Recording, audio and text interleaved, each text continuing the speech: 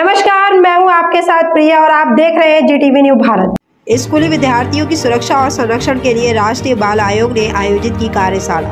Auditorium में आयोजित कार्यशाला के दौरान राष्ट्रीय बाल संरक्षण आयोग के अध्यक्ष बैंक कानूनों को कलेक्टर उमाशंकर भार्गव, एसपी दीपक शुक्ला रहे मौजूद।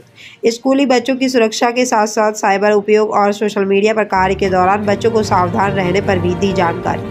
राष्ट्रीय बाल संरक्षण आयोग समय समय प्रदेश के अलग अलग स्थान पर स्कूली विद्यार्थियों की सुरक्षा और संरक्षण के लिए कार्यशालाओं का आयोजन करता है। इसी प्रकार की एक और कार्यशाला आज विदिशा के रविंद्रनाथ टैगोर ऑडिटोरियम में आयोजित की गई।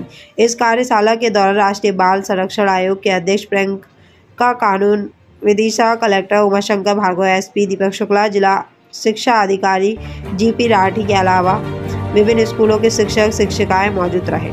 कार्यशाला में बताया गया कि स्कूली विद्यार्थियों को किस प्रकार से साइबर अटैक से बचाया जा सकता है, साथ ही साथ उनके सोशल मीडिया के उपयोग के दौरान शिक्षकों और बलों को किस प्रकार की सावधानी बरतनी चाहिए। बच्चे इस उम्र में होते हैं 16 साल, 17 साल, 18 साल, उनको ये समझ में नहीं होती कि अब हम ऐसी परिस्थिति में क्या करें और किसको अपनी बात बताएं। उनको लगता है हम बुरी तरह से फंस गए। कई बार वो मानसिक अवसाद में चले जाते हैं, कई बार वो अपनी बातें व्यक्त नहीं कर पाते हैं। तो इस एक मैं जो ये बिंदु बता रहा हूँ, कृपया करके सभी को बताएं कि अपनी प्राइवेसी सेटिंग का बहुत ध्यान रखें कि हम जो भी चीज़ कर रहे हैं उसको कौन देख सकता है और उसका उपयोग कौन कर सकता है। निजी फोटोग्राफ्स या बैंक संबंधी जानकारी या अन्य कोई अपनी गोपनीय जानकारी किसी से साझा ना करें।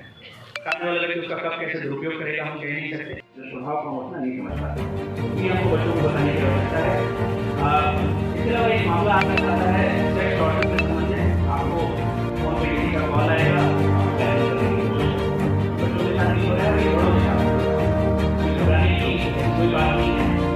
ऐसा कोई कंटेंट नहीं होता जिसको वो कुछ ऐसा वायरल कर सके या वो कर सके। बस इसमें हमको समझ बूझ से मैं तो कहूँगा, अगर किसी अनजान नंबर से आपको वीडियो कॉल आ रहा है तो कभी भी उसको उठाने की आवश्यकता नहीं है। कोई अनजान नंबर से व्यक्ति से करना चाहते हैं कि आपको वीडियो कॉल क्यों करेगा।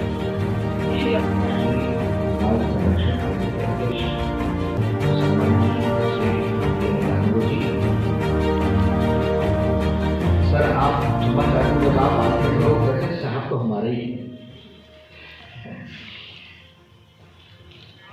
दिल्ली से पधारी हुई सुश्री सौम्या श्रीदास, मध्य प्रदेश राज्य बाल अधिकार आयोग से पधारी निशा श्रीवास्तव जी।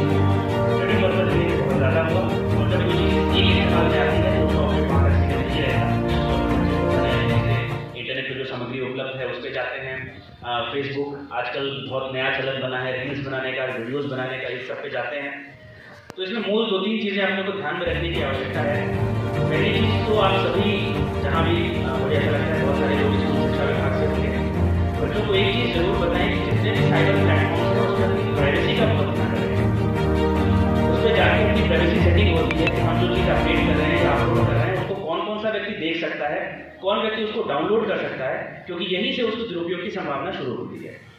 अगर कोई आपका परिचित व्यक्ति है, जान पहचान का व्यक्ति है, आपका फ्रेंड है, आप उसे जानते हैं, अगर वो देख रहा है तो वो देखने की बात है।